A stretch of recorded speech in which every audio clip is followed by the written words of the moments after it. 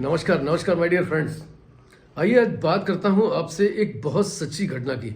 और उस घटना को अगर आप अपने अंदर महसूस करना चाहेंगे और आप उसको इम्प्लीमेंट करेंगे, आप देखेंगे अभूतपूर्व चेंज, अभूतपूर्व परिवर्तन आपकी लाइफ में आ सकता है, आपके जीवन में आ सकता है। और सबसे बड़ी चीज है जो हमारे लिए अमूल्य है, वो हमारा स्वास्थ्य, हमारे स्वास्थ्य पर आ सकता है। ये एक सच्ची घटना है। मानसी नाम की एक लड़की थी जिसकी उम्र 15-16 वर्ष थी।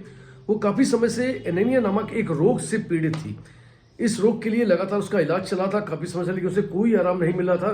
तो शहर के जो डॉक्टर जो उसका इलाज कर रहे थे, उन्होंने एक बड़े अस्पताल में उसको रेफर किया।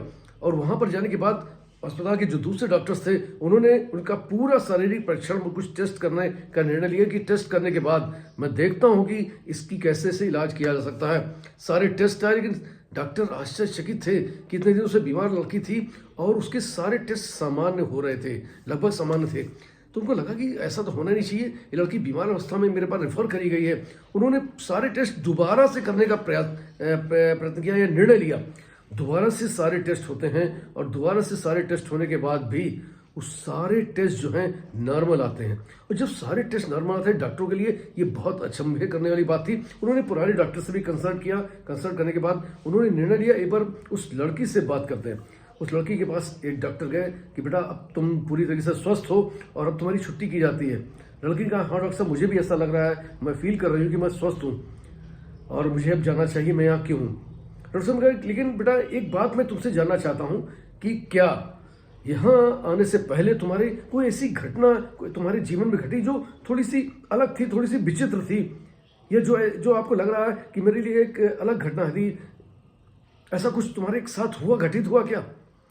मानसी ने विचार किया, फिर कहा कि हाँ डॉक्टर साहब, एक घटना थी मेरे जीवन की कि एक मेरी सहेली थी, जिस सहेली से किसी कारणवश मेरी लड़ाई हुई थी और उसके प्रति काफी समय से मेरे अंदर एक कुंठा भरी हुई थी, ईर्ष्या भरी हुई थी, घृणा भरी हुई थी।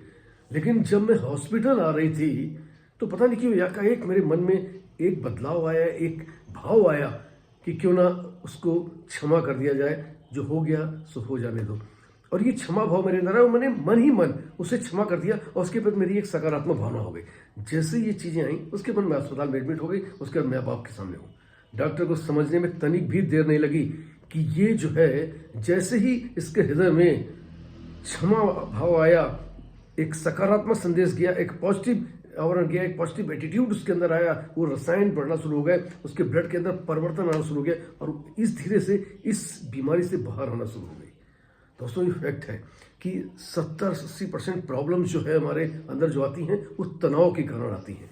हम दूसरों के प्रति जो तनाव लेते हैं, अपने प्रति जो तनाव लेते हैं, अपने परिवार के प्रति जो तनाव लेते हैं, या दूसरों के प्रति जो हमारी ईर्ष्या होती है, घृणा होती है, इससे उसको कोई फर्क पड़ता है या नहीं पड़ता, वो तो बात की बात है।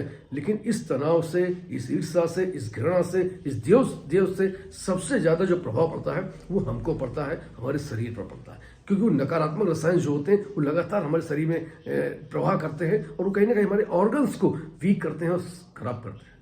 दोस्तों अपने आप को पॉजिटिव रखिए, अपने आप को सकारात्मक रखिए और सबसे बड़ा जो जीवन के अंदर परिवर्तन लाने वाली चीज है, इस घृणा ईर्ष्या के तत्व से बाहर लाने वाली चीज है, वो है क्षमा।